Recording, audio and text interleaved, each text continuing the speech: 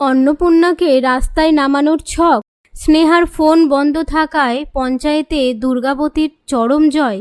সম্পূর্ণ জানতে হলে চ্যানেলটি সাবস্ক্রাইব করে ভিডিওতে লাইক দিয়ে দেখতে থাকুন। অন্নপূর্ণার লক্ষ্মীরা সিরিয়ালের নতুন আগামী পর্বে আমরা দেখতে পাই, পাড়ার একটা ছেলে স্নেহার বোনকে বলতে থাকে, স্নেহা দিদিকে এখানে না আসতে বললে সর্বনাশ হয়ে যাবে, ওদের রাস্তায় এনে দাঁড় করাবে আমাদের মা, ওকে ফোন করে এক্ষুনি আসতে বলো। তখন স্নেহার বোন ফোন করে বলতে থাকে, মেজদি ভাই শোন না।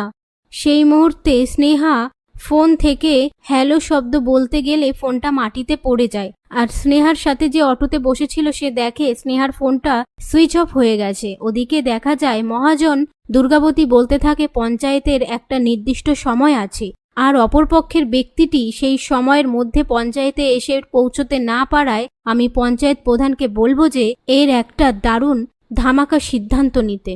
তো বন্ধুরা, আপনাদের কি মনে হয় পঞ্চায়েতের প্রধান দুর্গাবতীর কথায় কি সিদ্ধান্ত নিতে চলেছে? কমেন্ট বক্সে লিখে জানান। ভিডিওটি ভালো লাগলে শেয়ার করবেন।